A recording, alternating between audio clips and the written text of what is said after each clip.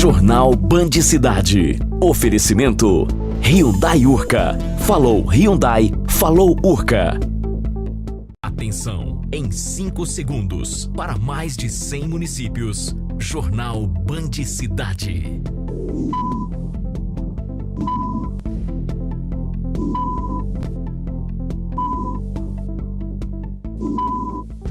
Vem que tem Zema. Tem de tudo com condições e preços únicos. Reajuste no preço dos combustíveis provoca revolta entre os consumidores. Em comparação com o mesmo período de festa do ano passado, o período de carnaval, onde o turista viaja muito, a gente teve uma queda aí de mais ou menos uns 20%. Igreja em Uberaba faz campanha para a reforma do telhado. Nós tivemos prejuízo da parte do telhado, do forro todo que cedeu, a parte elétrica foi toda danificada, alguns bancos de madeiras. Centenas de fiéis participam da missa de cinzas em Uberlândia. A igreja nos orienta que é preciso um tempo de preparação. É como se fosse um grande retiro que todos os anos nós realizamos. E esse retiro, que se chama Tempo da Quaresma, período quaresmal, ele compreende então 40 dias. Cidade de Vinhedo cedia mais uma edição da Festa da Uva e a 6ª Festa do Vinho. O Band Cidade de hoje está no ar.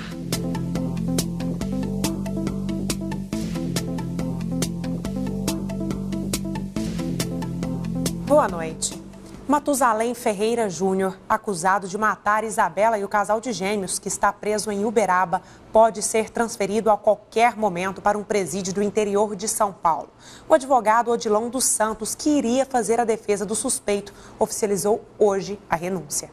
O principal suspeito de matar Isabela Gianvecchio e o casal de filhos gêmeos, Amando de Matusalém Ferreira, continua foragido. O homem de 37 anos é natural de Guaratinga, na Bahia, mas atualmente mora na cidade de Sacramento, interior de Minas Gerais. Antônio Moreira Pires, mais conhecido como Pedrão, tem uma longa ficha criminal e já está com mandado de prisão em aberto por causa dos homicídios. Informações obtidas, até com o apoio da Polícia Civil de Sacramento, a gente tem conhecimento que esse Pedrão era contumaz na prática delitiva, inclusive tendo passagens por tráfico de drogas e tentativa de homicídio. Matusalém Ferreira Júnior, de 48 anos, suposto pai dos filhos de Isabela, foi quem apontou em depoimento Pedrão como autor dos assassinatos. O suspeito aparece nesta imagem de uma câmera de segurança aqui de Uberaba, entrando no carro onde estavam, além de Matusalém, Isabela e os 2 filhos. Casado, Matusalém alegou que o homem se ofereceu apenas para dar um susto na jovem, que queria o reconhecimento da paternidade das crianças. Os 2 homens se conheceram na cidade de Sacramento. A gente tem conhecimento que esse outro autor já prestou alguns serviços, como pedreiro, para o suposto pai das crianças. Essa informação, se teve uma paga ou promessa de recompensa, ainda não foi levantada pela polícia. Mas, diante das provas que já foram colhidas durante a investigação, a gente já está convencido de que o Matusalém ele foi o mandante do delito e ele quem procurou esse outro autor para a prática delitiva. Matusalém está na penitenciária de Uberaba desde a última terça-feira, mas ele pode ser transferido daqui para a prisão em Batatais se o delegado que cuida do caso em Aramena pedir um mandado de prisão temporária. Assim que foi preso, foi solicitada a Matusalém uma medida de segurança reforçada. O advogado Odilon dos Santos formalizou a renúncia de defesa esta manhã e se encontrou com o acusado. Ele só pediu que eu não renunciasse, certo? Que ele não quer ficar sozinho. Expliquei para ele que eu já dei uma cópia para a família dele está providenciando outro advogado e ele ficou aguardando lá dentro. Lá na penitenciária, ele está sozinho, está separado dos outros presos? Ele está separado, está sozinho na farmácia. Ele já recebeu algum tipo de ameaça? Aqui dentro, não. O crime aconteceu na tarde da última quinta-feira. Isabela foi assassinada com um tiro na cabeça às margens de uma rodovia que liga Aramena a Buritizal, na divisa de Minas Gerais com São Paulo. Já os gêmeos foram mortos a tiros enquanto ainda estavam no bebê conforto. Matusalém teria mandado matar os bebês só para não ter que assumir a paternidade das crianças. De acordo com a delegada Carla Bueno, Isabela recebeu uma intimação da Defensoria Pública para indicar o nome do pai dos bebês. A família alega que foi só por isso que a jovem teria feito novo contato com Matusalém. O homem teria planejado todo este crime para evitar o teste, mas no final, o material para o exame de DNA já foi colhido e será feito no estado de São Paulo. Após a morte de Isabela e dos gêmeos, as pessoas atônitas procuram respostas para tanta violência. O problema é complexo e não adianta fazer como o avestruz, colocar a cabeça debaixo das asas. É preciso determinação, vontade política no rigor das leis, discutir o problema, combater as causas e não os efeitos. O nosso Código Penal mais parece um bêbado se equilibrando na corda bamba. Talvez por isso a sensação de impunidade cresce a cada dia. A família das vítimas é coagida sem sequer ter uma explicação para isso. Aliás, existe explicação para se meter uma bala na cabeça de uma mulher ou de duas crianças? Existe alguma explicação para um sujeito infeliz decidir que tem ou não o poder de matar alguém? Pior do que a violência neste caso é saber que tem gente que não dá a mínima. Mas que justiça é essa que só quer arrecadar fundos e nada faz? De quanta burocracia precisa para se fazer justiça? Quantas vítimas são necessárias para chocar o Estado? Agora é esperar que os culpados paguem caro. Natália. E no final da tarde de hoje, a Polícia Civil de Minas Gerais prendeu Antônio Moreira Pires, mais conhecido como Pedrão, suspeito de assassinar Isabela Marques e o casal de gêmeos. O acusado estava em uma fazenda no município de Sacramento, na região do Alto Paranaíba, e foi detido em uma operação comandada pelo delegado Ramon Butti, chefe do 5º Departamento de Polícia Civil de Uberaba. A reportagem completa você acompanha nesta sexta-feira no programa Minas Acontece, às 7 horas da manhã, aqui na Band Triângulo.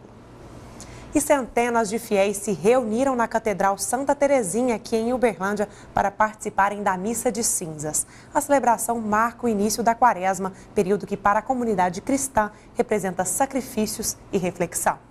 O período quaresmal é a preparação para a maior festa do cristianismo, que é a ressurreição de Cristo, comemorada no domingo de Páscoa. A igreja nos orienta que é preciso um tempo de preparação.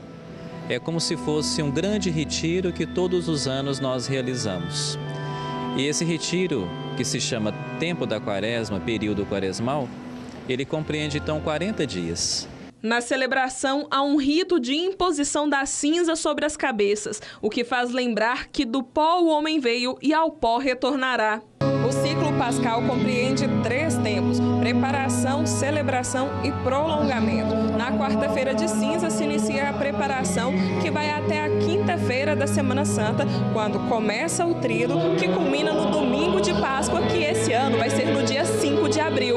Na Quaresma, os católicos não cantam glória nem aleluia, pois guardam a alegria para o domingo pascal. Os paramentos roxos no altar significam a penitência no período, mas o jejum não é obrigatório. O jejum, ele me faz reconhecer como pecador, mas ao mesmo tempo ele me ajuda a pensar o seguinte, que eu posso colocar limites em mim mesmo. Com a Missa de Cinza se inicia em todo o país a campanha da fraternidade, que visa envolver os fiéis na busca por soluções de problemas sociais. Então, todos os anos nós iniciamos a Quaresma e junto à Quaresma nós temos então a campanha da fraternidade. E todos os anos a igreja ela aborda um tema. E de onde a igreja então retira esse tema a ser refletido pelos cristãos católicos? A partir daquilo que é a realidade do nosso povo. Agora tem a previsão do tempo para esta sexta-feira aqui na região. Os dados são do Instituto Clima Tempo. A sexta-feira será de sol com muitas nuvens em Uberlândia.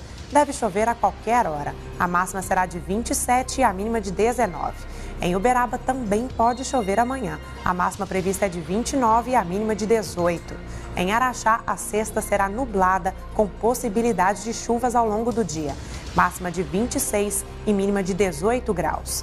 Em Unai, o dia será de sol com muitas nuvens. Há previsão de chuva na cidade, máxima de 31 e mínima de 21. Em São Gotardo, a sexta-feira será nublada e deve chover ao longo do dia. A máxima prevista é de 28 e a mínima de 16. A Igreja da Paróquia de São Paulo, em Uberaba, está em campanha para a reforma do telhado que desabou no último final de semana. A forte chuva arrancou as telhas e o forro não suportou. A igreja começou a ser construída há 15 anos. Nos últimos 3 meses, o forro finalmente foi colocado. O trabalho de anos de uma comunidade foi destruído em poucos minutos. O choro é inevitável. A tempestade foi domingo à tarde, né? Fiquei sabendo 12h30, não deu para vir, sabe quando a ficha não cai? Membros da paróquia ajudam como podem. Seu Hélio passou o feriado literalmente com a mão na massa. O padre é muito amigo da gente e tem mais seminaristas que tá no seminário, que é amigo da gente também. Então, por causa deles, a gente vem ajudar, né? Padre Ronan acredita que o prejuízo pode chegar a R$50 mil. Nós tivemos prejuízo da parte do telhado, do forro todo que cedeu, a parte elétrica foi toda danificada, alguns bancos de madeiras, algum mobiliário de granito que nós tínhamos aqui para a celebração da Santa Missa. Então, foi uma perda muito grande. Estava aqui a hora que o forro cedeu, o pessoal da comunidade muito comovido, né, chorando, tudo. Mas a gente como pastor, né, colocando esperança para continuar a caminhada. Se você é usuário do transporte público aqui em Uberlândia, é bom se preparar. Pode vir por aí mais uma paralisação da categoria. Os detalhes você acompanha logo depois do intervalo. Até já!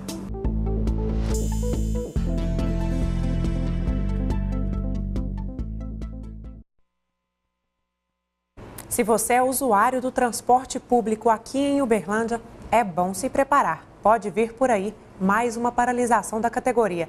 Uma possível greve está prevista para segunda-feira. Gregório José. É isso mesmo. Para não ter greve no transporte coletivo de Uberlândia a partir da próxima segunda-feira, apenas uma contraproposta da categoria. Mas, para ser aceita pelos trabalhadores, tanto motoristas quanto cobradores, apenas nas garagens, na segunda-feira, a partir das 5 horas da manhã. E nós estamos aqui com o Márcio Dúlio de Oliveira, que é o presidente do Sindicato dos Trabalhadores no Transporte Urbano de Uberlândia. Márcio Dúlio, então a greve está confirmada segunda-feira, nas primeiras horas. Isso, até porque até o momento as empresas não apresentaram uma contraproposta, porque estão insistindo em manter uma proposta que já foi rejeitada em Assembleia. Então, assim, para não acontecer a greve, é se eles chegarem ao que os trabalhadores estão reivindicando e ressaltando que essa avaliação agora ela é feita na porta da garagem nas madrugadas, porque não existe mais Assembleia. Então, na segunda-feira, a partir das 5 horas da manhã, provavelmente nós teremos aí uma frota reduzida devido a esse movimento grevista. Certamente sim. O que os trabalhadores hoje pedem, 8% de reajuste, também um reajuste na cesta básica. No ticket, no valor do ticket de alimentação. O ticket de alimentação hoje ele está no valor de R$250. As empresas ofertaram 285 escalonado e a categoria está reivindicando 290. Agora, em relação ao salário, eles apresentaram a proposta de 7% e a categoria está reivindicando 8%. Obrigado, Márcio Dúlio. E você que está nos assistindo, então fique atento. Se você precisa do transporte coletivo aqui na cidade de Uberlândia, a partir da segunda-feira, frota reduzida, porque o movimento grevista já começou no ano de 2015. A alta no preço dos combustíveis ainda provoca polêmica entre os consumidores. Muita gente está indignada com o reajuste. A nossa equipe foi aos postos de Uberlândia para mostrar se o consumo também foi prejudicado. Edmilson é frentista. O que ele mais ouviu nos últimos dias são reclamações dos clientes. O motivo, o preço dos combustíveis. Edmilson, os clientes estão reclamando muito com esse preço? Tá um absurdo, viu?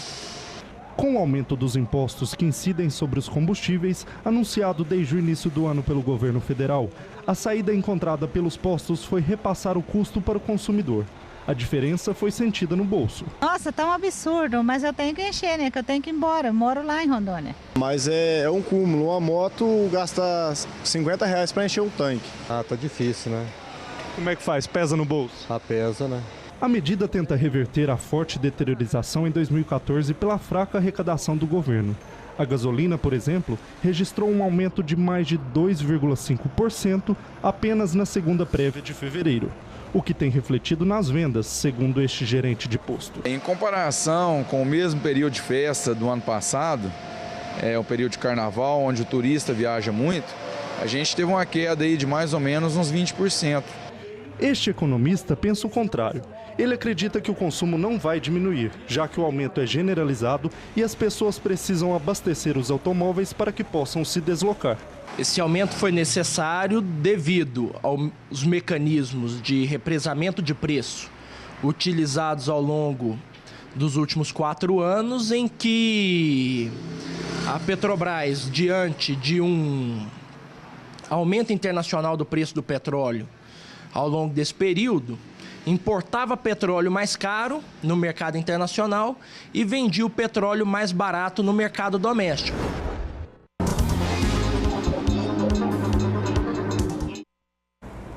O diretor de Política Agrícola e Informações da Conab, João Marcelo Intini, anunciou hoje no Ministério da Agricultura, Pecuária e Abastecimento o 5º levantamento da safra 2014 e 2015. A produção deverá ter um aumento de cerca de 6,5 milhões de toneladas em relação ao período anterior. Intini fez questão de reforçar que o cenário da agricultura brasileira é de tranquilidade. Segundo dados da Conab, a soja continua como destaque entre as culturas, apesar de problemas climáticos que reduziram a expectativa de produtividade no Sudeste e em parte do Centro-Oeste, a produção ainda deve ser superior à safra passada.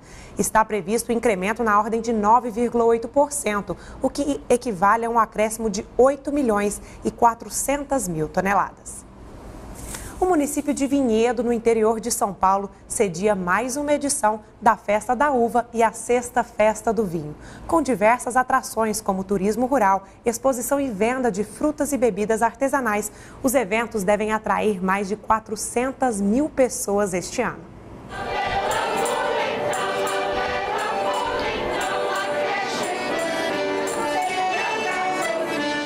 Músicas e danças italianas, o município de Vinhedo, a 75 quilômetros da capital paulista, recebe os turistas que visitam um dos principais eventos da região, a Festa da Uva, uma tradição que já dura mais de 50 anos. Então, hoje a festa ela tem uma notoriedade muito grande em todo o estado. Ela é considerada uma das melhores, das mais importantes e que tem mais importância mesmo no sentido de resgatar e valorizar sempre a produção da uva em si. Este espaço reúne as 10 famílias mais tradicionais da região na produção de uva e vinho artesanal.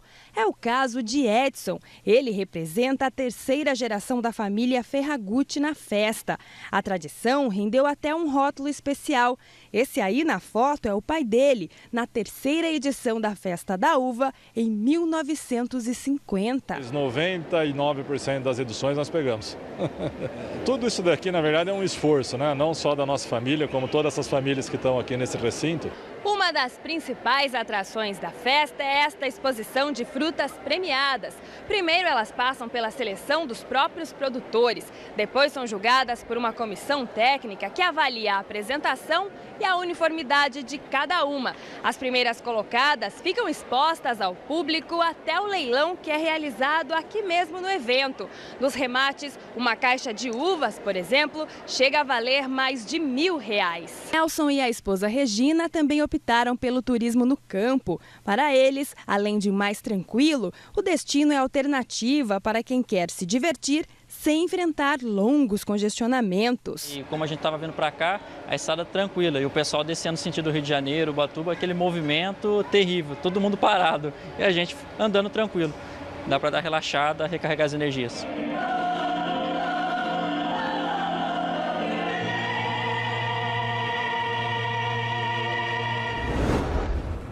Daqui a pouco no Band Cidade, as notícias do esporte. Cruzeiro já está de olho no adversário da estreia na Libertadores. Eu volto já.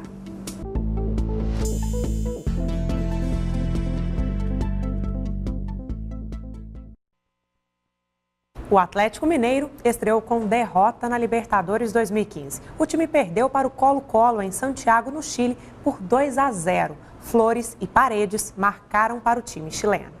Não há ressaca de carnaval e nem preguiça de quarta-feira de cinzas que impeça essa galera de apoiar o Galo, mesmo a mais de 3.000 quilômetros de distância.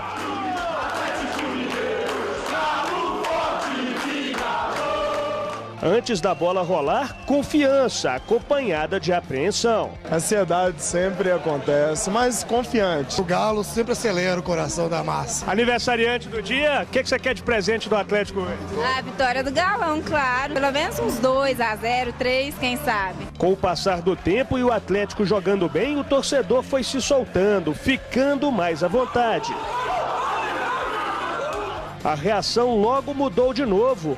Gol! Colo-Colo 1-0. Amigo, o Atlético melhor na partida no primeiro tempo, uma falha individual do Vitor, 1-0 Colo-Colo. A confiança, como é que fica para a segunda etapa?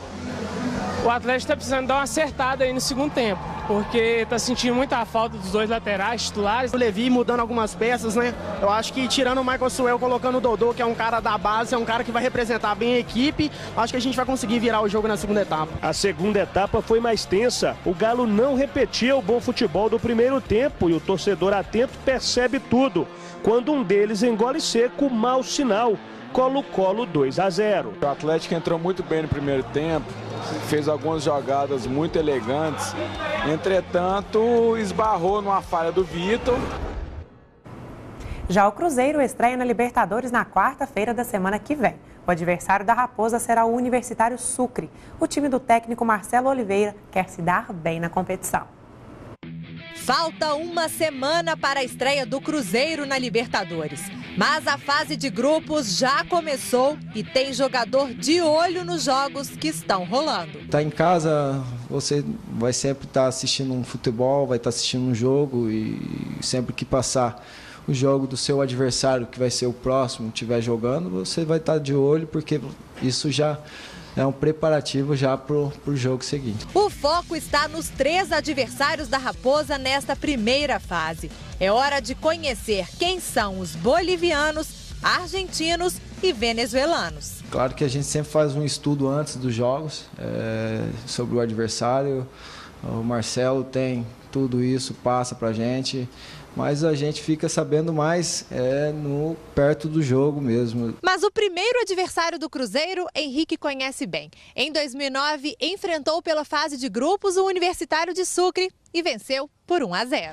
O Cruzeiro superou a altitude de 2.800 metros de Sucre, uma das cidades mais altas da América do Sul. Se você ficar só pensando na altitude, vai atrapalhar, então a gente tem que tirar um pouco a altitude de lado. Nós vamos com tudo, sabendo de todas as dificuldades, mas que nós temos as condições de superá-las e fazer o melhor. Com tantos adversários bons e de tradição, Henrique reconhece que esta edição da Libertadores será uma das mais disputadas. Difícil escolher quem são os candidatos ao título. Tem times que já foram campeão, já tem uma experiência, tem um histórico de competição, então é muito difícil você falar qual é o favoritismo. Apesar de todos os desafios, Henrique promete usar toda a sua experiência para buscar o tricampeonato. A diretoria do Uberlândia Esporte anunciou mais 3 reforços para a temporada 2015. A contratação do atacante Marcelo Regis e do lateral esquerdo Severo. Outro reforço do Verdão é o ala direito Klinsmann. O jogador, que tem 19 anos, estava no futebol russo há 2 anos. O atleta já se apresentou ao clube e está à disposição do técnico Paulinho McLaren. E após a derrota na estreia do Campeonato Mineiro do Módulo 2, o grupo cogestor do Uberlândia Esporte reuniu a imprensa para falar sobre assuntos considerados importantes para o time: contratações, metas e o trabalho do técnico Paulinho McLaren.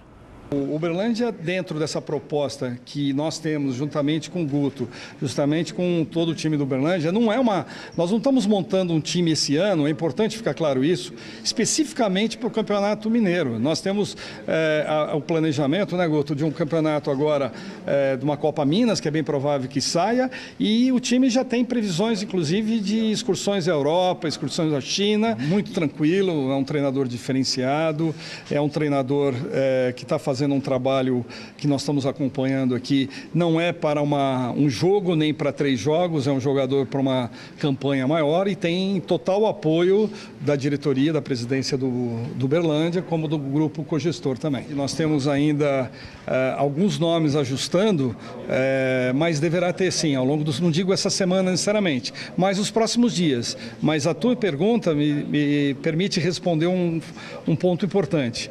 Nós estamos sempre atentos, o Uberlândia não vai formar um clube uma equipe só para o Campeonato Mineiro. Então nós temos nomes, às vezes de jovens e tudo, que poderão estar sendo integrados ao elenco, mesmo que não venham jogar no primeiro momento. Mas vocês vão ver gente nova aqui, que serão promessas futuras, que nós estaremos preparando para outras etapas e outras metas que o clube tem pela frente. Essa é a meta principal, é o primeiro passo que nós temos que dar. Né? E para isso nós estamos aqui olhando as contratações, estamos trabalhando com muito afinco junto com o Guto para que a gente atinja essa meta que é a grande meta da cidade, a grande meta do Uberlândia Esporte Clube, sem dúvida alguma. O time de vôlei feminino de Uberlândia treina forte de olho no jogo contra o Pinheiros. A partida será amanhã na Arena Praia, às 9h30 da noite. A equipe ocupa a 4ª posição com 39 pontos. As paulistas estão logo atrás, com 36 pontos e um jogo a menos. Vale lembrar que o jogo será aberto ao público com entrada franca, tanto para associados quanto para visitantes. E o Bate Cidade de hoje fica por aqui. Uma ótima noite para você.